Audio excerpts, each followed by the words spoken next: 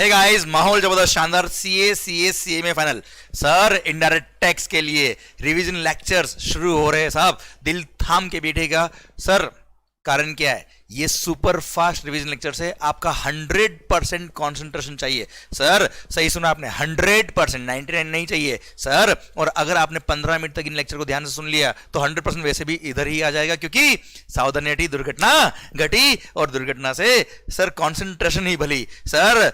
अब सर दुर्घटना से देर भली वाला कॉन्सेप्ट गए, क्योंकि सर दिल थाम के बैठना पड़ेगा आपको, क्योंकि सर अल्टीमेटली आपकी सक्सेस ही हम सबकी सक्सेस है। सरकार शुरू कर रहा हूं रिवीजन लेक्चर। सबसे पहला चैप्टर लेवी ऑफ जीएसटी। सरकार सुनिएगा ध्यान से, concept of supply and levy का सेक्शन, एंड सेक्शन नंबर 8 आ रहा है आपके सामने। सर जो बुक हमने यूज करी है that is the summary book, जो सीए फाइनल के लिए, सीए में फाइनल के लिए वो समरी बुक हमने बैकग्राउंड में यूज करी है हर लेक्चर के साथ में, सो दैट आप लोग समरी बुक के साथ में कुछ ना कुछ बैकग्राउंड देखते रहेंगे तो आपको भी थोड़ा सा आपको कंफर्ट रहता है, इसलिए we are using the book along with this. पर सर पॉइंट ये, these are super fast express revision lecture, so that आप एग्जामिनेशन से पहले और एग्जामिनेशन के टाइम पर अपने पूरे सिलेबस को अपने कंट्रोल में कर पाए। देखो इन रिवीजन लेक्चर का पर्पस क्या है? The purpose of this revision lectures is that ये पूरा सब्जेक्ट आपके कंट्रोल में आ जाए। सबसे इंपॉर्टेंट जो होता है एग्जाम्स के लिए सर, सिंस सिलेबस बहुत बड़ा होता है, कोई भी सब्जेक्ट ले लो आप सीए की सर, पर उस सब्जेक्ट को अपने कंट्रोल में लाना is very important during the exams and before the exams. So this revision lectures will definitely help you out to cover the entire portion of indirect tax in few hours. Okay, तो sir हम शुरू करते हैं sir, लेके प्रभु का नाम। Sir शुरू कर रहे हैं हम क्या? रिवीजन लेक्चर्स आपके साथ। सरकार ये आ गया chapter number 2 levy of GST. सबसे पहली बात सर, इंट्रा स्टेट सप्लाई पे लगता है सीजीएसटी, और एसजीएसटी इंटर स्टेट सप्लाई पे लगता है आईजीएसटी। हाँ, अगर आप यूनियन टेरिटरी में है तो सर इंट्रा स्टेट सप्लाई अगर किया आपने तो सीजीएसटी एंड यूटीजीएसटी लगेगा। यूनियन टेरिटरीज का लिस्ट सर आपको पता है, ये सारे यूनियन टेरिटरीज जहां पर यूटीजीएसटी लगता है इंट्रा स्टेट सप्लाई के केस में। पर 3 यूनियन टेरिटरीज सरकार, दिल्ली, पुडुचेरी एंड जम्मू एंड कश्मीर, ये तीनों यूनियन टेरिटरीज है, पर यहां पर इनका खुद का स्टेट लेजिस्लेचर है, इसलिए यहां पे क्या लगता है सर? सीजीएसटी एंड एसजीएसटी लगता है। इंटर स्टेट सप्लाई के केस में इंटर स्टेट सप्लाई में लगेगा हमेशा क्या? आईजीएसटी। ओके सरकार, सर पॉइंट आता है क्या? जीएसटी लेवी कब होता है साहब? वो दिया है सेक्शन नंबर 9 में। सरकार आरएम कहा charging section, section number 9 of the CGST act. अच्छा, जो सेक्शन नंबर 9 है सीजीएसटी का वही सेक्शन नंबर 5 है आईजीएसटी एक्ट का। Sir intra state supply section number 9, section number 9 sub section 1 बोलता है CGST will be levied on intra state supply of goods और सर्विस और बोथ एक्सेप्ट दारू, alcohol, liquor for human consumption at the rate which will be notified by the government on the recommendation of the GST council, but not more than 20% of what value of such goods और service और both, and it shall be payable by a taxable person. और taxable person का मतलब होता है क्या? A person who is registered under GST और a person who is liable to be registered under GST. मतलब आप जीएसटी में अगर वॉलंटरी रजिस्टर्ड हो तो भी आप टैक्सेबल पर्सन हो, अगर आप जीएसटी में रजिस्टर्ड नहीं हो पर अगर आपकी लायबिलिटी आती है रजिस्ट्रेशन की तो भी आप टैक्सेबल पर्सन हो, इसलिए टैक्स लगता है भाई साहब। सर जो सेक्शन नंबर 9 सब सेक्शन 1 हमने पढ़ा, इसमें हमने बात करी कि जीएसटी लेवी कब होता है? सप्लाई पर। Okay, section number 9 sub section 2 बोलता है क्या? 5 goods, petroleum crude, high speed diesel, motor spirit, common known as petrol, aviation turbine fuel और नेचुरल गैस, इन 5 गुड्स पे जीएसटी लगेगा, but from a date to be notified by the government on the recommendation of the GST council, जो अब तक notify नहीं हुई है। इसलिए 6 गुड्स, घूम लो और झूम लो, दारू और पेट्रोल वगैरह, इन गुड्स पर सर अभी जीएसटी लेवी नहीं होता है, इसलिए 6 गुड्स नॉन टैक्सेबल सप्लाई है। सरकार section number 9 subsection 3 reverse charge mechanism का नोटिफाइड गुड्स और सर्विसेज के लिए हम चैप्टर नंबर 7 के टाइम बात करेंगे। सेक्शन नंबर 9 सबसेक्शन 4, बिल्डर जो रजिस्टर्ड है उसने अगर अनरजिस्टर्ड पर्सन से नोटिफाइड कैटेगरी ऑफ गुड्स और सर्विस परचेज किया तो ऐसे केस में रिवर्स चार्ज लगेगा। सेक्शन नंबर 9(4) से वो भी हम पढ़ेंगे चैप्टर नंबर 7 के टाइम पे। And sir section number 9 subsection 5 electronic commerce operator, अगर सर गवर्नमेंट के पास पावर है कि वो चाहे तो कुछ सर्विसेज को नोटिफाई कर सकते हैं, और उन्होंने अगर वो सर्विसेज नोटिफाई कर दिया, एट प्रेजेंट 4 सर्विसेज है, वो 4 सर्विसेज अगर आपने इलेक्ट्रॉनिक कॉमर्स ऑपरेटर के थ्रू सप्लाई करी तो ऐसे केस में ECO will be treated as if ECO is the person who is the supplier of such services. और सर सिंस ईसीओ को सप्लायर मान लिया, इसको फॉरवर्ड चार्ज मैकेनिज्म बोलते हैं, रिवर्स चार्ज मैकेनिज्म नहीं बोलते। 4 सर्विसेज कौन सी? और सेक्शन नंबर 9(5) डिटेल में क्या कहता है ये हम पढ़ेंगे चैप्टर नंबर 7 के केस में। ओके, ये था आपका सेक्शन नंबर 9। ध्यान दीजिएगा बेटा, जो सेक्शन नंबर 9 है वही सेक्शन नंबर 5 है आईजीएसटी एक्ट का, बस वहां पर इंटर स्टेट सप्लाई लिखा है इंट्रा की जगह पर। सेकंड थिंग, वहां maximum rate of tax can be 40% instead of 20% in case of CGST. And sir section number 5 subsection 1 में एक प्रोवाइजो दिया जिसमें बोला है क्या कि अगर आपने कोई गुड्स इंपोर्ट करी तो सर इंपोर्ट के टाइम पे जो कस्टम लगता है उस टाइम पर आईजीएसटी भी लेवी होगा। क्लियर? डन। सरकार सेक्शन नंबर 7, सरकार सबसे पहली बात, सीजीएसटी हो, एसजीएसटी हो या आईजीएसटी हो, सर जीएसटी लेवी कब होता है? सप्लाई पर। अब सर सप्लाई क्या होता है? The taxable event under GST is supply. Sir supply होने पर जीएसटी लगता है। सप्लाई क्या होता है? सेक्शन नंबर 7 में डिफाइन किया, बहुत ही ब्यूटीफुली, बहुत ही शानदार तरीके से दिल थाम के बैठेगा। आ रहा है सेक्शन नंबर 7, ये वो सप्लाई की डेफिनेशन, ये वो डेफिनेशन जिसकी बेस पर जीएसटी लेवी हो रहा है। सेक्शन नंबर 7 सबसेक्शन 1 बोलता है क्या, supply includes, then supply means नहीं लिखा, supply includes clause number A, double A, B and C. Section number 7 subsection 1 supply includes clause number A बोलता है all forms of supply such as sale, exchange, barter, transfer, lease, licence, rental और disposal of what, goods और service और both when such supplies are made और agreed to be made by a person for a consideration in the course और furtherance of business, तो supply के scope में आएगा, नहीं तो सप्लाई के स्कोप में नहीं आएगा। ध्यान दीजिएगा बेटा, sale, exchange, barter, transfer, lease, licence, rental और डिस्पोजल ऑफ गुड्स और सर्विस और both when such supplies are made और अग्री टू बी मेड, मतलब अगर एडवांस पेमेंट आया है तो भी जीएसटी लगेगा। हाँ, वो बात अलग है, गुड्स के केस में अगर एडवांस पेमेंट रिसीव हो रहा है तो टाइम ऑफ सप्लाई में सेक्शन नंबर 12 जो दिया है वहां पर नोटिफिकेशन देके गवर्नमेंट ने बोल दिया कि एडवांस पे टैक्स पे करने की जरूरत नहीं है। इसलिए सर्विसेज के केस में ही अगर एडवांस पेमेंट आता है तो टैक्स पे करने की जरूरत होती है। उसका कारण क्या, वो सप्लाई के स्कोप में आ रहा है, क्योंकि सप्लाई में लिखा है क्या, सप्लाई इज मेड और agree to be made by a person for a consideration. Sir ध्यान देना, बहुत इंपॉर्टेंट बात है, supply should be for a consideration, मतलब कंसिडरेशन के लिए अगर आपने काम किया तो वो फीस है, तो वो सप्लाई के स्कोप में आएगा, नहीं तो सप्लाई के स्कोप में नहीं आएगा। Sir there should be direct nexus, there should be direct sir link between activity and consideration, तो सप्लाई के स्कोप में आएगा, नहीं तो सप्लाई के स्कोप में नहीं आएगा। क्विड प्रो क्यो, सर कंसिडरेशन के लिए काम किया तो सर सप्लाई के स्कोप में आएगा। सर्कुलर भी दिया है इस पे डोनेशन को लेके, सर अगर किसी चैरिटेबल इंस्टीट्यूशन, हॉस्पिटल या किसी भी ऑर्गेनाइजेशन को आपने डोनेशन दिया है, वॉलंटरी डोनेशन दिया है, कोई ऑब्लिगेशन नहीं था साहब, वो आपने सामने वाले को ये नहीं बोला कि ये आप मेरे लिए काम करोगे तो मैं आपको डोनेशन दे रहा हूं, नहीं, आपने वॉलंटरी डोनेशन दिया तो सप्लाई के स्कोप में नहीं आएगा, क्योंकि वो कंसिडरेशन नहीं है। हाँ, उस मंदिर ने, उस ट्रस्ट ने आपको थैंक यू कहने के लिए, just to show the gratitude, उन्होंने आपका नाम कहीं दीवार पे लिखवा दिया कि सर आपकी मेमोरी में, या आपको थैंक यू कहने के लिए उन्होंने आपका नाम लिखवा दिया एंड सर आपने उनको रुपए दिए। इसका मतलब ये नहीं कि वो कंसिडरेशन आपका, वो एडवर्टीजमेंट नहीं करे, पर हाँ सर आपने उस चैरिटेबल इंस्टीट्यूशन को या जो भी पर्सन उसको बोला होता कि आप मेरे बिजनेस का ये साइन बोर्ड जो है, ये बोर्ड, ये नाम मार्केटिंग करोगे, यहाँ पे लिखोगे, लोगों को दिखेगा वो, इसलिए आप मेरे से पैसे ले लो 10 लाख रुपए, पर वो आपको डिस्प्ले करना पड़ेगा। नाउ वो चैरिटेबल इंस्टीट्यूशन या मंदिर जो भी है वो ऑब्लिगेशन में है कि उसको एडवर्टीजमेंट करना पड़ेगा, तब जाके उसको पैसा मिल रहा है 10 लाख रुपए, तो भले ही वहां पर डोनेशन लिख दिया कि 10 लाख का डोनेशन दिया, पर that is not donation, that is a consideration, और सप्लाई के स्कोप में आएगा मेरे भाई साहब। ओके, तो supply should be for a consideration.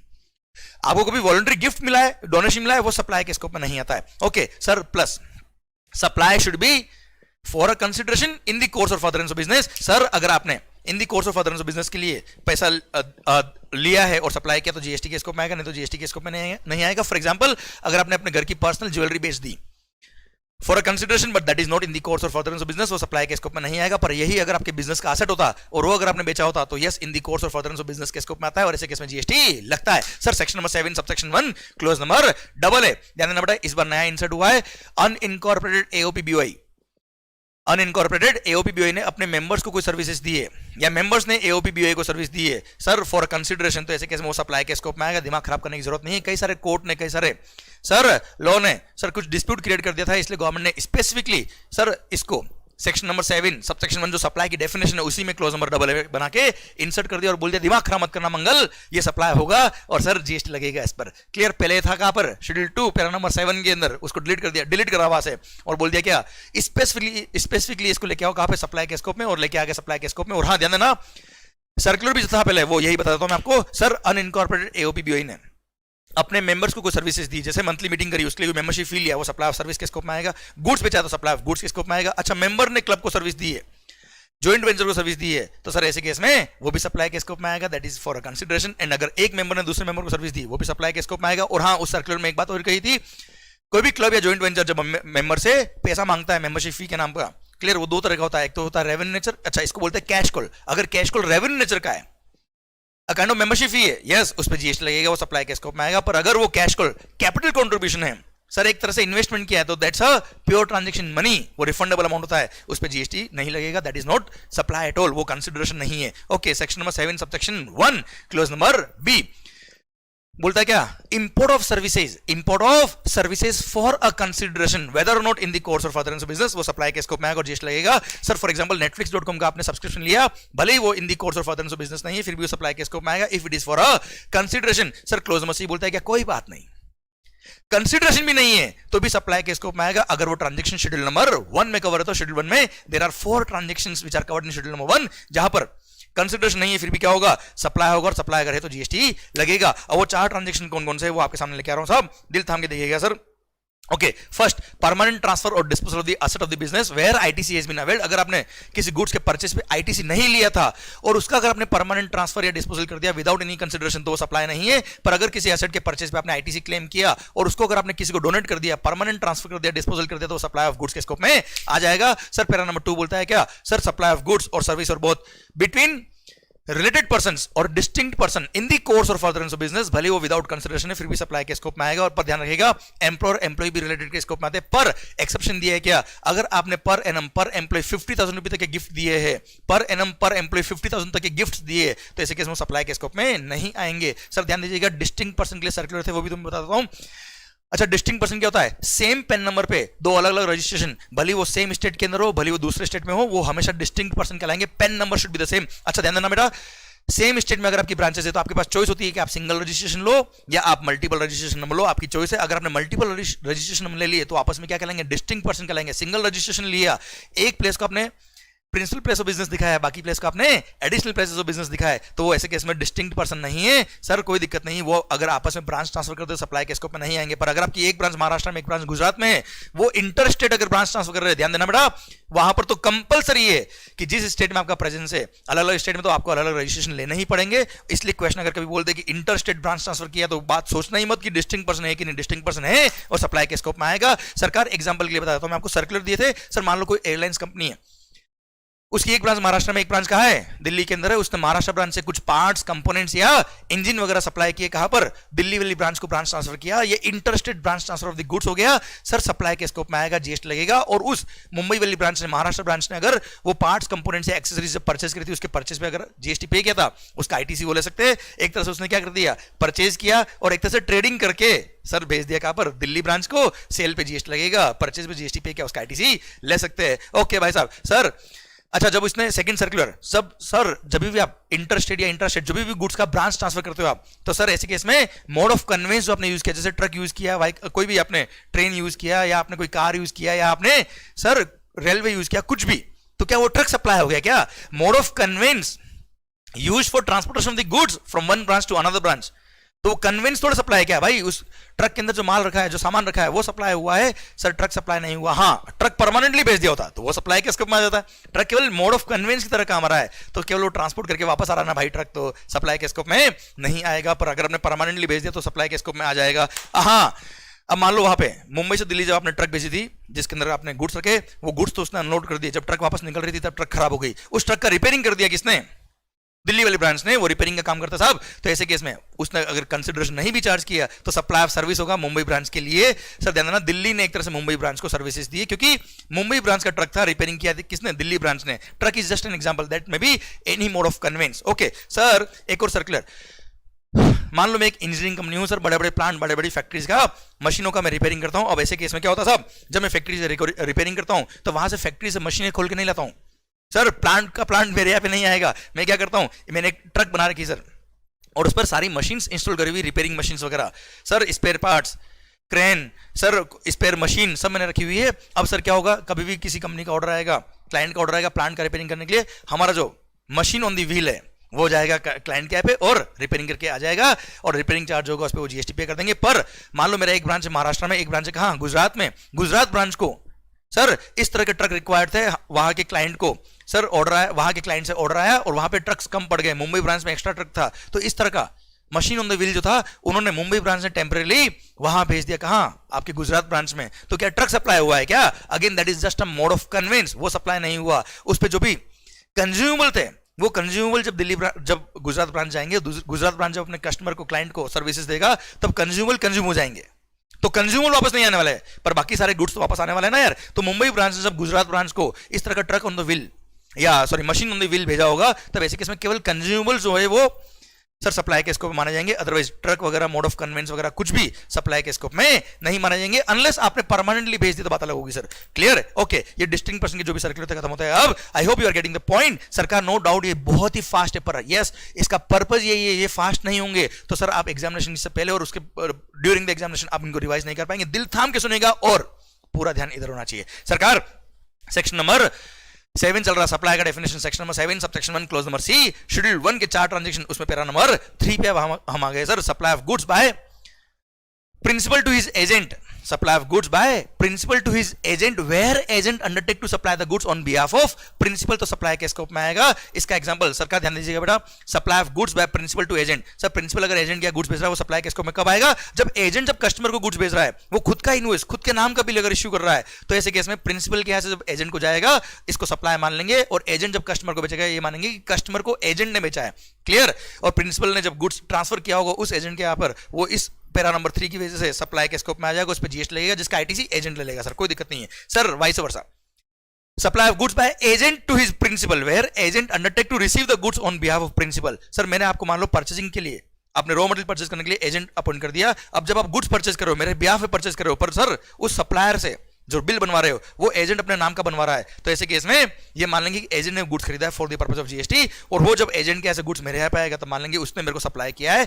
वो अपने बिल पे जीएसटी लगा के देगा सर क्लियर डन ये था section number 7 subsection 1 clause number C schedule number 1 उसका पैरा नंबर 3 ओके मैं एक दो एग्जांपल और देता हूं इसका सर्कुलर भी था वो भी तुम्हें समझा देता हूं सब ध्यान देना बेटा supply of goods by principal to his agent where agent undertake to supply the goods on behalf of principal यहां पे इनवॉइस कैसे इशू होगा मैं समझा दिया है अच्छा ध्यान देना बेटा अगर एजेंट कस्टमर को जो बिल इशू कर रहा है वो अगर खुद के नाम का इशू नहीं कर रहा है वो प्रिंसिपल के नाम का बिल इशू कर रहा है तो ऐसे केस में वो शेड्यूल 1 के पैरा 3 में कवर नहीं हुआ है ऐसे केस में प्रिंसिपल टू एजेंट जब गुड्स जाएगा वो सप्लाई के स्कोप में नहीं आएगा ऐसे केस में हो क्या रहा है एजेंट जब कस्टमर को गुड्स दे रहा था तब प्रिंसिपल के नाम का बिल दे रहा है इट मींस सर प्रिंसिपल ही कस्टमर को बेच रहा है एजेंट ने कस्टमर को गुड्स नहीं बेचा है क्लियर ओके और वो शेड्यूल 1 में कवर नहीं होगा पर हाँ अगर एजेंट अपने नाम का बिल इशू करके कस्टमर को बेच रहा है तो ऐसे केस में वो शेड्यूल 1 में कवर हो गया ये माना जाएगा कि वो एजेंट कस्टमर को गुड सप्लाई कर रहा है ऑन बिहाफ ऑफ प्रिंसिपल और ऐसे एजेंट को कंपलसरी रजिस्ट्रेशन होता है सेक्शन नंबर 24 के अकॉर्डिंग कोई थ्रेशोल्ड लिमिट का बेनिफिट नहीं मिलता है सेकंड थिंग सर उस सर्कुलर में एक और बात कही कि अगर वो एजेंट एक्सक्लूसिवली वही गुड्स बेच रहा जो एग्जेम्प्ट है जैसे agriculture produce which are exempt from GST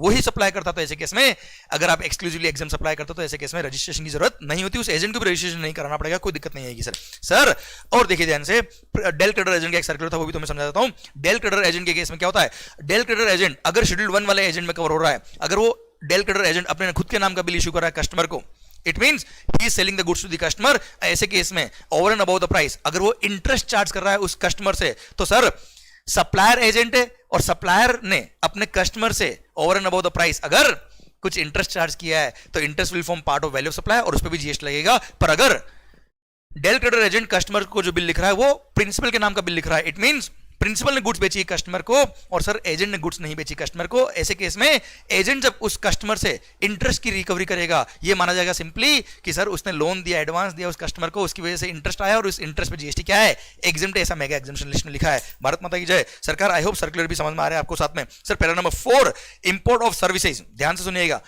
हम already section number 7 subsection 1 clause B में पढ़ चुके import of services for a consideration whether or not in the course or furtherance of business वो सप्लाई है पर यहां लिखा है क्या import of services without consideration but it should be in the course और furtherance of business from your related person और distinct establishment located outside India तो ऐसे केस में सप्लाई के स्कोप में आएगा जीएसटी लगेगा फॉर एग्जांपल सर आपका कोई distinct establishment out of India था उससे आपने कोई सर्विसेज ली इंडिया में ऑल दो विदाउट कंसिडरेशन फिर भी सप्लाई के स्कोप में आएगा ध्यान देना बेटा यहां पर एक बहुत ही इंपॉर्टेंट बात जो काम आती है sir related term related word यहां पे रिलेटेड पर्सन काम आया है सर यहां पे भी रिलेटेड पर्सन काम आया है सबसे इंपॉर्टेंट जो बात आती है रिलेटेड पर्सन की डेफिनेशन यहां दे रखी है पर इसमें सबसे इंपॉर्टेंट जो बात है वो तो मैं समझा रहा हूं ये तो आप पढ़ लेंगे फैमिली के अंदर the term related includes family पर सर फैमिली का डेफिनेशन क्या लिखा है family means spouse and children of the person वो तो हमेशा रिलेटेड रही है भले डिपेंडेंट हो या ना हो पर parents grand parents brother sister ये अपने रिलेटेड कराएंगे इफ दे आर होली और mainly dependent on the said person तभी रिलेटेड कराएंगे अदरवाइज रिलेटेड नहीं कहलाएंगे बच्चों ध्यान देना अगर आपका भाई लॉयर है जो आउट ऑफ इंडिया लोकेटेड है उसने आपको services the free of charge तो ऐसे केस में सप्लाई के स्कोप में नहीं आ रहा है क्यों इंपोर्ट ऑफ सर्विस हुआ है पर वो रिलेटेड पर्सन नहीं है in the course of furtherance of business no doubt sir without consideration है पर वो रिलेटेड पर्सन है ही नहीं क्योंकि वो आप पे डिपेंडेंट नहीं है सरकार ध्यान समझ में आया इसलिए ध्यान दीजिएगा बेटा रिलेटेड पर्सन की डेफिनेशन में वही भाई brother sister parents grand parents आएंगे जो डिपेंडेंट है आप पर सर अदरवाइज नहीं ओके माहौल सर ये था आपका क्या पैरा नंबर 4 ये शेड्यूल 1 खत्म होता है अब section number 7 subsection 1 clause number A double A B C खत्म होता है अब आ रहा है section number 7 subsection 1 A section number 7 subsection 1 A कहता है क्या कि sir there are certain transaction जिसमें डिस्प्यूट था कि वो सप्लाई तो है, no doubt, as per section number 7 sub section 1 supply के स्कोप में तो आ रहा है, पर सप्लाई ऑफ गुड्स है कि सप्लाई ऑफ सर्विस है, उसके लिए शेड्यूल नंबर 2 दिया। शेड्यूल नंबर 2 में 7 पैरास दिए, जिसमें से पैरा नंबर 7 डिलीट हो चुका है, एओपी बीओए वाला, क्योंकि उसको specifically section number 7 sub section 1 clause number double में इंसर्ट कर दिया। अब sir section number 7 sub section 1 में बोलता है कि अगर कोई transaction as per section number 7 sub section 1 supply है तो ही शेड्यूल 2 की बात करना।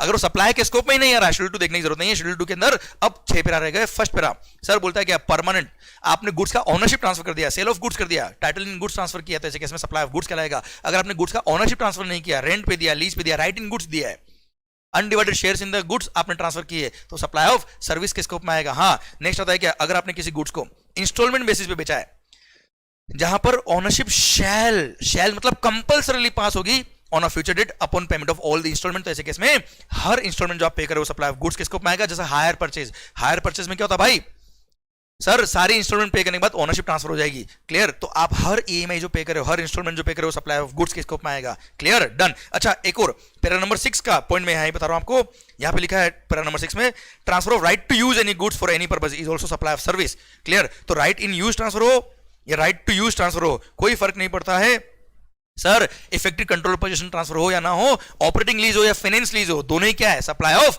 सर्विस के स्कोप में आएगा। हाँ जी, बड़ा इंपॉर्टेंट बात मैंने कह दी है, ऑपरेटिंग लीज हो या फाइनेंस लीज हो। अब सर फाइनेंस लीज में क्या होता है, sir at the end of the lease period you have the option to get the ownership of the goods on payment of certain amount. तो sir ध्यान दीजिएगा बेटा, जब तक वो ऑप्शन एक्सरसाइज नहीं किया तब तक ओनरशिप ट्रांसफर होगी कि नहीं होगी पता नहीं है। इसलिए हर फाइनेंस लीज का जो आप पेमेंट कर रहे हो, हर महीने मान लो 50,000 रुपए आप फाइनेंस लीज का पेमेंट कर रहे हो, वो सप्लाई ऑफ सर्विस के स्कोप में जाएगा। Eight the end of the lease period 2 lakh रुपए पे करो, ओनरशिप लो, ये ऑप्शन है। आपने 2 लाख का ऑप्शन लिया तो 2 लाख वाला ट्रांजेक्शन सप्लाई ऑफ गुड्स के स्कोप में आएगा। अदरवाइज ईच 50,000 का ट्रांजेक्शन जो है वो सप्लाई ऑफ सर्विस के स्कोप में आएगा। भारत माता की जय। लैंड और बिल्डिंग, सर रेंट पे दिया, लीज पे दिया, टेनेंसी प्रीमियम आ रहा है, राइट टू ऑक्यूपाई दिया, कैसा भी कॉन्ट्रैक्ट हो, सर ओनरशिप ट्रांसफर नहीं हुआ ना बेटा, वो सप्लाई ऑफ सर्विस के स्कोप में आएगा। ध्यान दीजिएगा बेटा, टेनेंसी प्रीमियम का आगे सर्कुलर का बात करेंगे बाद में। सर ट्रीटमेंट और प्रोसेस, अगर किसी भी गुड्स पर आपने कोई ट्रीटमेंट या प्रोसेस किया, किसी और पर्सन की गुड्स पे ट्रीटमेंट या प्रोसेस किया, जैसे जॉब वर्क किया, रिपेयरिंग काम किया, वो सप्लाई ऑफ सर्विस के स्कोप में आएगा। Then transfer of business assets, सबसे पहली बात, अगर आपने sir goods forming part of the asset of the business आपने ट्रांसफर किए परमानेंटली, किसको, ऑब्वियसली सप्लाई ऑफ गुड्स कहलाएगा। एंड सर ट्रांसफर ऑफ जो एसेट ऑफ द बिजनेस के, वो obviously on the direction of the person who is carrying on the business ही होते बेटा। अच्छा, अब वो सप्लाई है कि नहीं है वो देख लेना शेड्यूल 1 के अकॉर्डिंग या सेक्शन नंबर 7 सब सेक्शन 1 के अकॉर्डिंग। अगर सप्लाई है तो सप्लाई ऑफ गुड्स कहलाएगा, क्योंकि परमानेंट ट्रांसफर हुआ है। हाँ, अगर आपने किसी गुड्स को किसी पर्सन को टेम्पररी दिया है, आपने बिजनेस के एसेट को अवेलेबल कराया for use temporary to any person other than for the purpose of business, जैसे आपने डायरेक्टर को बिजनेस के कोई एसेट्स अपने पर्सनल यूज के लिए काम में दिए, या किसी एम्प्लॉय को दिए, या एक्सवाइजेड किसी पर्सन को किसी पर्सनल यूज के लिए काम में दिए, टेम्पररी परमानेंट ट्रांसफर नहीं किया, तो सप्लाई ऑफ सर्विस के स्कोप में आएगा भाई ये, क्लियर। सर देना था है क्या, अगर कोई पर्सन है जो जीएसटी में रजिस्टर्ड है, if that person ceases to be a taxable person, मतलब उसने अपना रजिस्ट्रेशन क्या कर दिया, कैंसिल करा दिया या कैंसिल हो गया, तो ऐसे केस में जितने भी गुड्स आपको उसके स्टॉक में दिख रहे हैं, जिनके परचेज पे उसने आईटीसी लिया था, वो सब क्या मान लेंगे, उसने खुद नहीं खुद को सप्लाई कर दिए और उसको सप्लाई ऑफ गुड्स में मानेंगे और जीएसटी लगेगा साहब।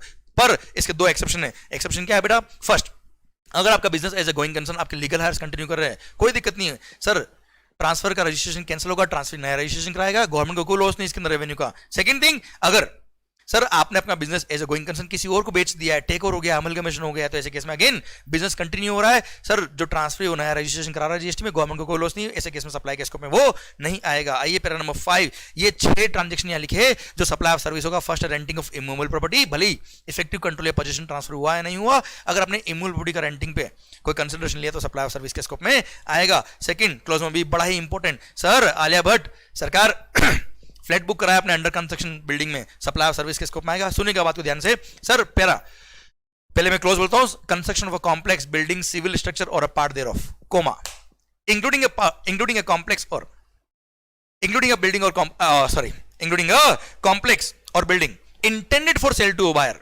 wholly or partly except where the entire consideration is received after issuance of completion certificate by the competent authority or its first occupation whichever is earlier, तो सप्लाई के scope में आएगा, और सप्लाई है तो सप्लाई ऑफ सर्विस के scope में आएगा, जीएसटी लगेगा साहब एज अ सर्विस। ओके, मैं तुम्हें समझा देता हूं। सबसे पहला केस, सर मान लो आपका अंधेरी में कोई लैंड है, अंधेरी में कोई लैंड है, आपने मुझे बोला मंगल बिल्डिंग बना, कॉम्प्लेक्स बना, या कोई सिविल स्ट्रक्चर बना, या कोई पार्ट बना, सर उसमें आपने बोला जो मटेरियल चाहिएगा वो आप लेके आएंगे, मेरे को तो केवल और केवल बिल्डिंग बनाने का लेबर का काम करना है, वो कंस्ट्रक्शन सर्विस में कवर होगा, यहां पे कवर होगा साहब, क्लोज नंबर बी के अंदर, क्लियर। सेकंड बात, अगर मान लो, सर ध्यान से सुनिएगा बेटा, सेकंड बात, अगर आपने वही कॉन्ट्रैक्ट मेरे को दिया तो आपने बोला था मंगल अंधेरी में मेरी ये लैंड है, मंगल बिल्डिंग बना, मटेरियल प्लस लेबर दो रहा मेरा, मतलब मंगल को बिल्डिंग बनानी है, आपने बोल दिया मंगल ये लैंड मेरी है, केवल जमीन मेरी है, बिल्डिंग बना, जो मटेरियल काम आएगा वो भी तेरा, लेबर जो काम आएगी वो भी तेरी, तू बिल्डिंग बना, दिमाग खराब मत कर, मटेरियल लेबर सब तेरा। ऐसे केस में वो वर्क्स कॉन्ट्रैक्ट के स्कोप में आएगा, भले वो कंस्ट्रक्शन हो, रिपेयर मेंटेनेंस हो, ऑल्टरेशन हो, that is a works contract. तो I am providing works contract service. Para number 6 में आगे ये देखिए, पैरा नंबर 6 उसके क्लोज नंबर ए में लिखा है works contract, this is in regard to immovable property, भले वो रिपेयर मेंटेनेंस हो या भले वो नया कंस्ट्रक्शन हो, मटेरियल प्लस लेबर है in relation to immovable property. तो ऐसे केस में सर वो क्या होगा, वर्क्स कॉन्ट्रैक्ट होगा, और वर्क्स कॉन्ट्रैक्ट के केस में वो भी सप्लाई ऑफ सर्विस है। अब सुनना बेटा ध्यान से, अब आपका अंधेरी में जो लैंड था आपके लिए मैंने बिल्डिंग बना दिया, अगर प्योर लेबर का काम था कंस्ट्रक्शन सर्विस में कवर होगा, मटेरियल प्लस लेबर का काम था वर्क्स कॉन्ट्रैक्ट में कवर होगा, आपके लिए तो बिल्डिंग बन रही कुल मिला के, और आप बहुत बड़े बिल्डर, आपने कहा भाई 100 फ्लैट की बिल्डिंग बनानी, अच्छा 100 फ्लैट की जगह 100 ऑफिस भी हो सकते हैं। अब साहब आप तो बहुत बड़े बिल्डर हो सर, बिल्डिंग हम बना रहे, वी आर प्रोवाइडिंग इधर कंस्ट्रक्शन सर्विस, अगर प्योर लेबर है तो, और मटेरियल प्लस लेबर है तो works contract service to you. अब सर आपने जो बिल्डिंग बनवाई है मेरे से, उसमें अंडर कंस्ट्रक्शन ही आपने क्या कर दिया, फ्लैट का बुकिंग चालू कर दिया। मान लो 100 फ्लैट थे या 100 ऑफिस थे, पॉइंट सेम है सर, ऑफिस हो या फ्लैट हो कोई फर्क नहीं पड़ता। अब अंडर कंस्ट्रक्शन बिल्डिंग में आपने फ्लैट बुक कर दिए, out of 100 flat 70 flat book हो गए before grant of completion certificate by competent authority और it's first occupation whichever earlier. तो ऐसे केस में वो सप्लाई ऑफ सर्विस के स्कोप में आ जाएंगे भाई साहब, supply of service as per section इस पर para number 5 clause number B part 2। Clear, done. अच्छा सुनना बात ध्यान से, कॉम्पिटेंट अथॉरिटी कौन है to issue the completion certificate. Sir सबसे पहली बात, अगर आपके लोकल या म्युनिसिपल में लॉ में ये लिखा हुआ है कि ये गवर्नमेंट अथॉरिटी ही कॉम्पिटेंट अथॉरिटी, तो वही कॉम्पिटेंट अथॉरिटी कहलाएगी, किसी और का सर्टिफिकेट वैलिड नहीं है। पर अगर आपके लोकल या म्युनिसिपल लॉ में ऐसा गवर्नमेंट अथॉरिटी का कोई रिक्वायरमेंट नहीं है, तो ऐसे केस में इन तीनों का कोई तीनों में से किसी का भी एक सर्टिफिकेट लेना मान लेंगे क्या, build completion certificate by competent authority है। तीन अथॉरिटी कौन sir, registered architect, chartered engineer और license surveyor of that particular area. तो ऐसे केस में इनका सर्टिफिकेट लिया है तो कंप्लीशन सर्टिफिकेट होगा बाय द कॉम्पिटेंट अथॉरिटी, अगर गवर्नमेंट अथॉरिटी का रिक्वायरमेंट नहीं है तो। क्लियर, अदरवाइज नहीं। अच्छा सेकंड थिंग, अगर आपने कंप्लीशन सर्टिफिकेट लिया है तो वो ट्रिगर पॉइंट हो गया, उस दिन के बाद जो फ्लैट बिकेंगे वो सेल ऑफ इमूवेबल प्रॉपर्टी में आएगा, उस पर जीएसटी नहीं लगेगा, वो शेड्यूल 3 के पैरा नंबर 5 में कवर होता है, नो जीएसटी। पर सर उससे पहले जितने फ्लैट बुक हो गए, भले उनके लिए 1 रुपया रिसीव हुआ है, एंटायर फ्लैट की जो वैल्यू होगी that will be chargeable to GST. मान लो 1 करोड़ का फ्लैट था, आपने 1 लाख रुपए एडवांस में लिया, 70 फ्लैट बुक हुए, भले आपको आया 70 लाख है, पर sir 70 crore will be taxable. Clear, no doubt अभी टैक्स तो 70 लाख पे करना है, जैसे पैसा आएगा वैसे टैक्स पे करना है, इस पर टाइम ऑफ सप्लाई। पर सर पूरे 70 करोड़ पे टैक्स लगेगा, 30 फ्लैट पे कोई टैक्स नहीं लगेगा, 30 फ्लैट आफ्टर कंप्लीशन सर्टिफिकेट जब बिकेंगे तो उस पे सेल ऑफ इमूवेबल प्रॉपर्टी कोई जीएसटी नहीं लगेगा। और हाँ, अगर मान लो कंप्लीशन सर्टिफिकेट नहीं रिसीव हुआ, अगर कंप्लीशन सर्टिफिकेट रिसीव नहीं हुआ तो ऐसे केस में अगर फर्स्ट ऑक्यूपेशन हो गया, देन इन सच केस वो सप्लाई ऑफ, सर ध्यान देना, वो सप्लाई ऑफ सर्विस है कि नहीं वो ट्रिगर पॉइंट हो जाएगा अगर first occupation in the building हो गया तो। अच्छा first occupation in the building कब मानेंगे सर, जब इन माय ओपिनियन, देखो ये लिखा नहीं है पर इन माय ओपिनियन अगर building is complete in its all respect,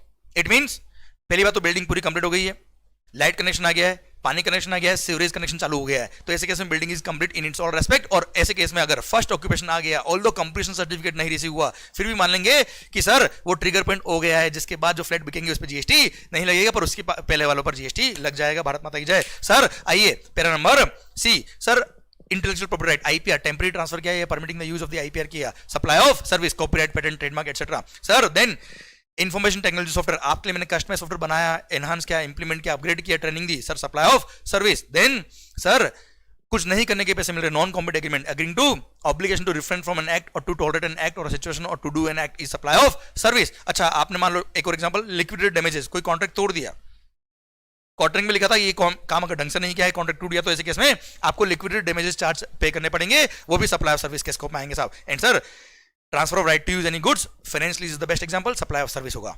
clear, done. Works contract की बात मैं ऑलरेडी आपसे कर चुका हूं, अब सर बचा है क्या, रेस्टोरेंट और outdoor catering service. Again it's a composite supply of goods and services. इसमें प्रिंसिपल एलिमेंट क्या है, गवर्नमेंट ने खुद ने क्लेरिफाई कर दिया कि that is supply of service, दिमाग खराब करने की जरूरत नहीं है। क्लियर, अब आप इसमें फूड सप्लाई कर रहे हो, ड्रिंक सप्लाई कर रहे हो, अदर देन अल्कोहल चलेगा सर, कोई दिक्कत नहीं सर।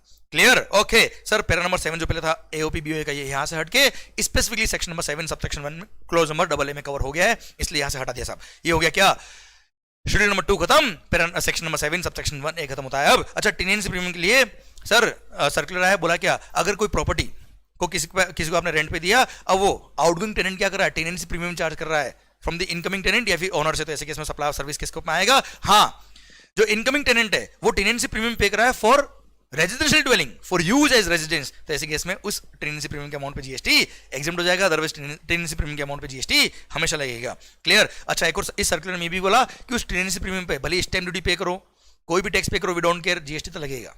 क्लियर? ओके। अच्छा, अगर आपने कोई गुड्स इंपोर्ट करी under lease, out of India से इंपोर्ट करी टेम्परेरी लीज पर, तो सर कस्टम के अंदर उस पर जीएसटी, कस्टम के अंदर ये एग्जामिशन देके बोल दिया है कि कस्टम ड्यूटी तो एग्जाम्प्ट है, पर सर जीएसटी के अंदर सिंस वो सप्लाई ऑफ सर्विस के स्कोप में आता है, इसलिए इंपोर्ट ऑफ सर्विस मानते हुए उस पर जीएसटी लगाएंगे। ओके सर, आइए section number 7 subsection 2। Section number 7 subsection 2 बोलता है following shall be neither supply of goods no supply of services. Supply ही नहीं है, सप्लाई नहीं मतलब टर्नओवर भी इंक्लूड नहीं होगा भाई, सप्लाई ही नहीं है उसका। क्लोज नंबर ए बोलता है क्या, वो ट्रांजेक्शन जो शेड्यूल 3 में कवर है, शेड्यूल 3 में sir there are 9 price actually sir 8, जो पैरा नंबर 8 है उसमें ए और बी है, तो टोटल 9 एक्टिविटीज लिखी जो सप्लाई के स्कोप में नहीं आएगी। इसको कॉमन सेंस में नेगेटिव लिस्ट भी बोलते हैं सरकार। अब देखिए फर्स्ट पॉइंट क्या लिखा है, services by an employee for his employer in the course of his employment in the capacity of employee, अगर आपने काम किया तो सप्लाई के स्कोप में नहीं आएगा। पर सर एग्जाम्पल इसका बेस्ट सर्कुलर भी है, डायरेक्टर रेम्यूनरेशन। अगर डायरेक्टर को आप रेम्यूनरेशन दे रहे हो, अगर वो आपका होल टाइम एम्प्लॉय है, अगर आप उसको जो पेमेंट कर रहे हो वो इन दी फॉर्म ऑफ सैलरी है सर, जिस पे टीडीएस कटता है सैलरी वाला,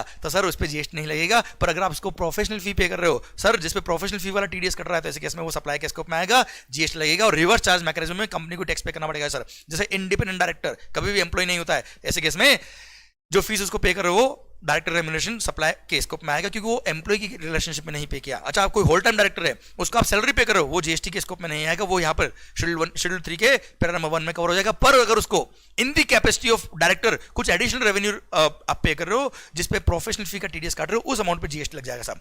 क्लियर? Done sir. सेकंड आता है क्या sir, court fees, services by any court tribunal established by any law for the timing in force, और court includes district court, high court, supreme court, etc. Plus एक circular आया था sir, disputes, consumer dispute redressal commission, जिसको हम short form बोलते हैं consumer court, उसको जो फीस पे करिए, सर्कुलर इशू करके बोला कि कंज्यूमर कोर्ट का भी सर जो जिम्मेदारी दी गई है, जो काम उसको दिए, जो पावर दिए, वो भी एक कोर्ट के सारे पावर होते हैं, इसलिए उसके केस में जो उसने फीस चार्ज करी वो भी जीएसटी के बाहर है, जीएसटी नहीं लगेगा सर, वो भी शेड्यूल 3 में कवर होती है सर। देन देश के नेता लोग, एमपी एमएलए वगैरह सर, इनको जो ऑनरेरियम पे होता है, these are not employee of the government, पर सर देश के भले के लिए, देश की करप्शन में क्या बोल रहा हूँ सर, दिल की बातें दिमाग में चढ़ जाती कई बार सर। पॉइंट ये कि ये लोग अपना जो इतना कीमती वक्त देश के कल्याण के लिए दे रहे हैं, इसलिए इनको एक ऑनरेरियम मिलता है, इसके अमाउंट पे जीएसटी नहीं लगेगा। सेकंड आता है क्या, इंडियन कॉन्स्टिट्यूशन ने अगर कोई बॉडी बनाई है, जैसे इलेक्शन कमीशन ऑफ इंडिया, उसमें आपने कोई पोस्ट होल्ड करी, उस पोस्ट की वजह से आपको पैसा मिल रहा है, उस पर भी जीएसटी नहीं लगेगा।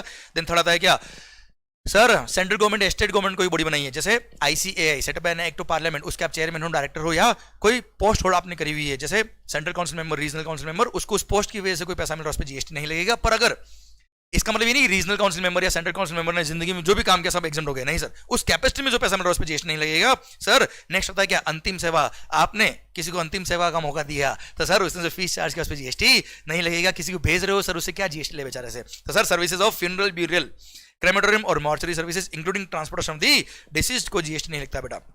क्लियर? मोक्षधाम वाले जो पैसा लेते हैं उस पर जीएसटी नहीं लगेगा सर। ट्रांसपोर्टेशन ऑफ डिसीज के लिए कोई पैसा लेगा, कोई जीएसटी नहीं लगेगा सर। ध्यान देना, एम्बुलेंस सर्विसेज, एम्बुलेंस में अगर डेड पर्सन को ले गए तो जीएसटी नहीं है, पर सर कोई पेशेंट है जो जिंदा है उसको लेके गए तो एनीवेज एम्बुलेंस को एग्जाम किया है मेगा एग्जामिनेशन लिस्ट में। आइए सरकार, sale of land and building, उस पर जीएसटी नहीं लगता है। पर यहाँ पे लिखा है subject to para number 5B of schedule 2, मतलब वो 70 फ्लैट छोड़ के सर अंडर कंस्ट्रक्शन जो बुक हो गए वो सप्लाई के स्कोप में आएंगे, बाकी सप्लाई के स्कोप में नहीं आएंगे। नेक्स्ट आता है क्या, actionable claims, since actionable claims goods की डेफिनेशन में आता है, इसलिए बोल दिया क्या, एक्शनेबल क्लेम के transaction are neither supply of goods not supply of service except betting gambling lottery. Betting gambling lottery, ओ लॉटरी खेलने वाले, ओ सटोरियो, आपने सट्टा खेला, जुआ खेला, हॉर्स रेसिंग में पैसा लगाया, जीएसटी लगेगा, दिमाग खराब मत करना, मजे लो, हम भी आपके मजे ले। एंटरटेनमेंट टैक्स लगता था पहले जीएसटी से पहले, और सर उसको भी कवर किया जीएसटी में, इसलिए इन पे भी जीएसटी लगा दिया साहब। आइए, अच्छा एक बात और, एक्सटर्नल क्लेम का एक एग्जांपल, जैसे सरफेसी एक्ट के थ्रू किसी बैंक ने अपने एनपीए अकाउंट, जैसे 100 करोड़ का एनपीए का पोर्टफोलियो था, वो आपने 5 करोड़ में ट्रांसफर कर दिया, तो वो एक्शनेबल क्लेम ट्रांसफर किया, उस पर कोई जीएसटी नहीं लगेगा। पैरा नंबर 7, अगर कोई गुड्स आपने सिंगापुर से परचेज किया और चाइना बेच दिया, और या मैं देख रहा हूं सिंगापुर से परचेज किया और सिंगापुर में बेच दिया विदाउट ब्रिंगिंग दोस गुड्स इनटू इंडिया, तो सर ऐसे केस में सप्लाई के स्कोप में नहीं आएगा। यहां लिख दिया that is neither supply of goods not supply of service. Technically IGST act की वजह से ये तीनों ट्रांजेक्शन सप्लाई के स्कोप में आ रहा था, पर सर गवर्नमेंट बोला इन पे जीएसटी नहीं लगाना है, और सर यहां पे लिख के बोल दिया ना जीएसटी ना लगेगा साहब। पैरा नंबर 8A बोलता है कि अगर कोई गुड्स आपने इंपोर्ट कर ली, इंपोर्ट करके कस्टम बॉन्डेड वेयरहाउस में रखवा दी और वेयरहाउस के अंदर आपने गुड्स को बेच दिया, तो उसको सप्लाई के स्कोप में नहीं मानेंगे, क्योंकि एनीवे जब उस गुड्स को आप कस्टम क्लियरेंस कराओगे, वेयर हाउस जब x point bill of entry for home consumption file करोगे, उस टाइम एनीवेज जीएसटी लगने वाला है, तो बार बार जीएसटी पे करने से मतलब नहीं है। सेम कॉन्सेप्ट यहाँ पे भी है। अगर आपने हाई सी सेल कर दिया, कोई गुड्स इंडिया में इंपोर्ट करी और before the goods getting clear from the custom area आप उसको बेचते हो, तो उसको सप्लाई के स्कोप से बाहर कर दिया, क्योंकि एनीवे जब कस्टम क्लियरेंस होगा तब उस पर वैसे भी 37 सेक्शन के through, section 37 of the custom tariff act के थ्रू आईजीएसटी लगने वाला है, तो बार बार लगाने से कोई मतलब नहीं है सर। Clear, done. ये आपका पैरा नंबर 8 बी खत्म होता है अब, ये शेड्यूल 3 खत्म होता है अब। आइए सेक्शन नंबर 7। अच्छा, डायरेक्टर रेम्युनरेशन का सर्कुलर हम ऑलरेडी बात कर चुके हैं sir. Consumer disputes redressal commission already बात कर चुके हैं सर हम। Then sir section number 7 sub section 2 close में भी बोलता है कि following transaction neither supply of goods not supply of service, government notify के 2 transaction. First sir, central government, state government, union territory या लोकल अथॉरिटी ने ऐसा कोई काम किया जो article number 243W of the Indian constitution या 243G of the Indian constitution में कवर है, जो पंचायत और म्युनिसिपैलिटी काम है, वो काम अगर central government, state government, union territory या लोकल अथॉरिटी ने किया, कोई जीएसटी नहीं लगेगा सर। दारू के ठेके जो मिलते हैं सर, एल्कोहल लिकर के जो लाइसेंस स्टेट गवर्नमेंट देता है सर, रेस्टोरेंट के अंदर सप्लाई करने के लिए, या दारू की दुकान जो होती है आपको पता ही होगा खैर सर, तो लिकर लाइसेंस के लिए आपसे एप्लीकेशन फी या लाइसेंस फी ली है, उस पर कोई जीएसटी नहीं लगेगा। और यहाँ पे सर्कुलर देके बोल दिया कि भाई साहब केवल लिकर लाइसेंस देने के लिए जो फीस लेते हैं उस पर जीएसटी माफ किया, बाकी और पे एप्लीकेबल नहीं है सर। ओके, बाकी लिए कोई फीस ली तो जीएसटी लगेगी सर। ओके सर, फिर सर्कुलर होता है क्या, सिक्योरिटी लेंडिंग सर्विसेज। सर मेरे पास 1 लाख रिलायंस के शेयर है, मान लो मैंने सिक्योरिटीज लेंड कर दिया थ्रू अप्रूव्ड इंटरमीडिएट आपको। क्लियर, तो मैं लेंडर हो गया, आप बोरोवर हो गए, आपने मेरे को लेंडिंग फीस जो दी है that is a supply of service, क्योंकि मैंने सिक्योरिटीज बेची नहीं है आपको सर, लेंड की किराए पे दी है कुछ टाइम के लिए टेम्परेरी, आप थोड़ा टाइम बाद ये सिक्योरिटीज मेरे को वापस लौटाएंगे along with the corporate benefit. तो ऐसे केस में जो आपने मेरे को लैंडिंग फीस पे करी वो सप्लाई ऑफ सर्विस के स्कोप में आएगा और उस पर जीएसटी लगेगा। और खास बात रिवर्स चार्ज मैकेनिज्म में लिखा हुआ है कि सर जो बोरोवर होगा वो टैक्स पे करेगा रिवर्स चार्ज मैकेनिज्म में, प्लस जो अप्रूव्ड इंटरमीडिएट हमारे बीच में ट्रांजेक्शन करने के लिए से भी अप्रूव्ड सर, वो जो हमसे फीस लेता है ब्रोकरेज जो लेगा उस पर भी जीएसटी लगेगा सर। उसमें रिवर्स चार्ज नहीं, उसमें फॉरवर्ड चार्ज है, ब्रोकर खुद टैक्स पे करेगा। Clear sir. फिर एक सर्कुलर बोलता है क्या, अगर गवर्नमेंट ने अपने sir used vehicles, seized and confiscated goods या ओल्ड एंड यूज्ड गुड्स या वेस्ट स्क्रैप बेचा है अगर गवर्नमेंट ने, तो भी सप्लाई के स्कोप आता है, कोई जीएसटी लगेगा। सब दिमाग खराब करने की जरूरत नहीं है। हाँ, रिवर्स चार्ज मैकेनिज्म में गुड्स का आपका सिलेबस में नहीं आता है रिवर्स चार्ज मैकेनिज्म, पर वहां पे जस्ट नॉलेज के लिए बता रहा हूं कि अगर रेसिपिएंट जीएसटी में रजिस्टर्ड तो वो टैक्स पे करेगा रिवर्स चार्ज में, नहीं तो फॉरवर्ड चार्ज में गवर्नमेंट खुद टैक्स पे करेगा, पर वो टैक्सेबल पॉइंट ये है सर। Clear, done. ये सप्लाई का डेफिनेशन पूरा खत्म होता है along with all the provisions. Okay sir, section number 7 subsection 3 में एक बात और कही है, गवर्नमेंट के पास पावर है कि on the recommendation of the GST council वो नोटिफाई कर सकते हैं कि ये particular transaction supply of goods कहलाएगा, सप्लाई ऑफ सर्विस नहीं कहलाएगा, और ये particular transaction supply of service कहलाएगा, सप्लाई ऑफ गुड्स नहीं कहलाएगा। 8% गवर्नमेंट को जरूरत नहीं पड़ी, इसलिए सेक्शन नंबर 7 सबसेक्शन 3 के थ्रू कोई नोटिफिकेशन इश्यू नहीं किया। इसी के साथ भारत माता की जय, सेक्शन नंबर 7 पूरा खत्म होता है अब। Clear, done. ध्यान देना बेटा, कोई भी ट्रांजेक्शन सप्लाई है कि नहीं है आपको पहले देखना पड़ेगा, in the course of furtherance of business है कि नहीं है, फॉर अ कंसीडरेशन है कि नहीं, अगर है तो सप्लाई के स्कोप में है। सर कंसीडरेशन नहीं है तो देख लेना शेड्यूल 1 में कवर है क्या, शेड्यूल 1 में कवर होगा तो ही सप्लाई होगा, नहीं तो सप्लाई नहीं होगा। डन। आइए सेक्शन नंबर 8 की तरफ बढ़ते हैं सर। सेक्शन नंबर 8 बोलता है क्या, कंपोजिट सप्लाई और mix supply, whenever more than one transactions are, whenever more than one supplies of goods or service or both are made together, अगर वहां पर ध्यान देना बेटा, if those supplies bundled supply है sir, more than one supplies are made together in conjunction with each other in the ordinary course of business में, अगर वो साथ में सप्लाई होते हैं तो उसको बोलते हैं कंपोजिट सप्लाई। और अगर ऑर्डिनरी कोर्स ऑफ बिजनेस में साथ में सप्लाई नहीं होते पर आपने कॉम्बो बना के बेचा है, सिंगल प्राइस लिया, तो उसको बोलते हैं क्या, मिक्स सप्लाई। सर अब अगर कंपोजिट सप्लाई है मतलब ऑर्डिनरी कोर्स ऑफ बिजनेस में साथ में सप्लाई होते हैं इन कॉन्जंक्शन विद ईच अदर, अब ऐसे केस में सर आपको देखना पड़ेगा उस पूरे कंपोजिट सप्लाई में प्रिंसिपल एलिमेंट किया है, मेन सप्लाई किया है, entire combo will be classified under the heading of that principal supply. Example के लिए hotel accommodation along the food supply, जैसे आपने होटल बुक कराया साथ में आपको सर ब्रेकफास्ट और डिनर साथ में मिला सर, अब आपने 5,000 रुपए पर डे दिए उसको होटल वाले को इंक्लूडिंग ब्रेकफास्ट एंड डिनर, तो सर ऐसे केस में रेस्टोरेंट भी होटल भी, पर इसमें ये ऑर्डिनरी कोर्स ऑफ बिजनेस में साथ में सप्लाई होता है, ये कंपोजिट सप्लाई, इसमें प्रिंसिपल एलिमेंट क्या है, होटल अकोमोडेशन, तो entirely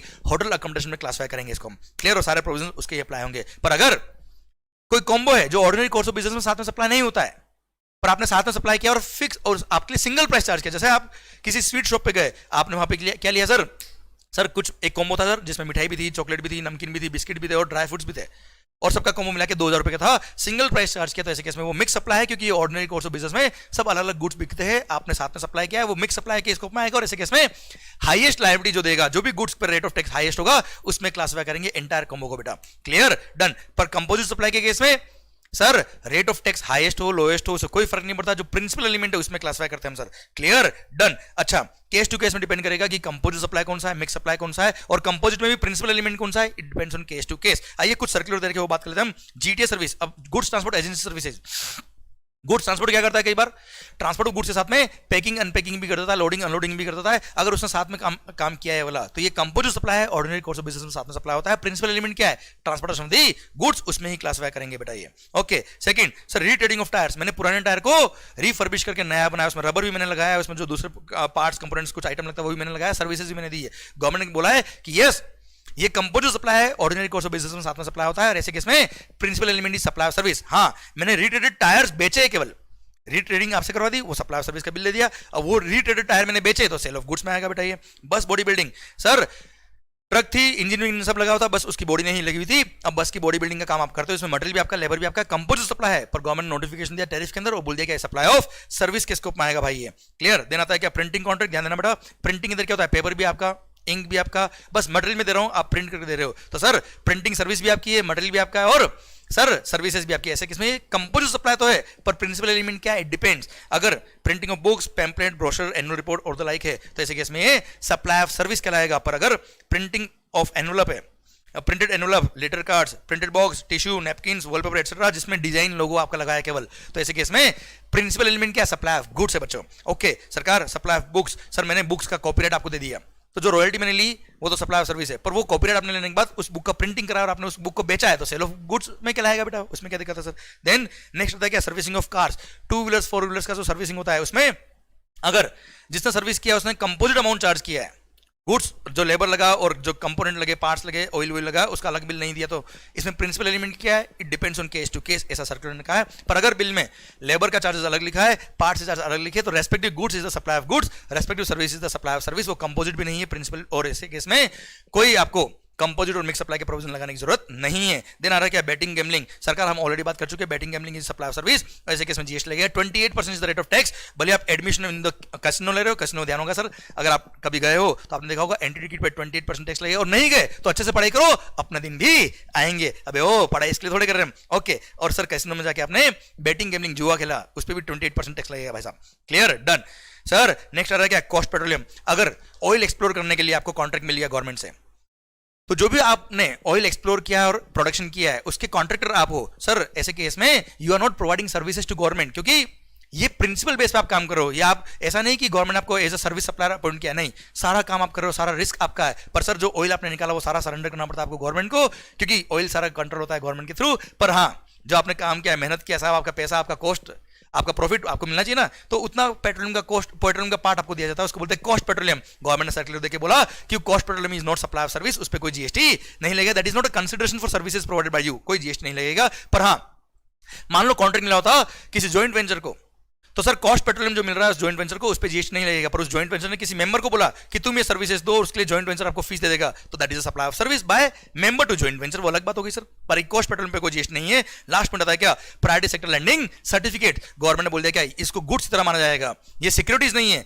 these are treated as goods, और सर इनके सप्लाई पे जीएसटी लेवी होगा। हाँ, टैरिफ में चेक कर लेना रेट ऑफ टैक्स इस पे क्या है, वैसे मैं आपकी नॉलेज के लिए बता रहा हूं, रेट ऑफ टैक्स इन पे नील है, जीरो, इसलिए टैक्स नहीं लगता, अदरवाइज दीज आर टैक्सेबल, और प्री जीएसटी में भी ये टैक्सेबल थे एज ए गुड्स। क्लियर? इसी के साथ भारत माता की जय। आई होप ये रिवीजन लेक्चर आपके लिए यूजफुल रहा, आई होप मजा आ रहा है जिंदगी के अंदर, आई होप माहौल बन रहा है। और सर मूवीज के जो डायलॉग होते हैं ना सर, वो केवल डायलॉग सुनने के लिए नहीं होते, इंप्लीमेंट करने के लिए होते हैं। वो अगर आपने देख के समझ के इंप्लीमेंट कर दिया, वो इंप्लीमेंट करने का वक्त आपका है। पूरी फैमिली, पूरा दोस्त, आपके जितने भी सर्कल में लोग हैं, सब इंतजार कर रहे हैं कि आप कब सक्सेस होंगे। और सर ध्यान दीजिएगा, उन सब के साथ हम सब भी आपका इंतजार कर रहे हैं कि आप सक्सेस हो, क्योंकि अल्टीमेटली आपकी सक्सेस है हमारी सक्सेस है, आपकी सक्सेस में हम आपके साथ हैं। पर sir we are the coach, you are the player, खेलना तो आपको पड़ेगा, और ये खेलने का वक्त आपका आ गया है, लगा दो अपनी पूरी ताकत, और सर हिंदुस्तान जिंदाबाद होगा, एंड आप कर सकते हो, मुझे पता है। बट सर पूरा दिल लगा के पढ़िए, खुश होके पढ़िए, माहौल बनना चाहिए।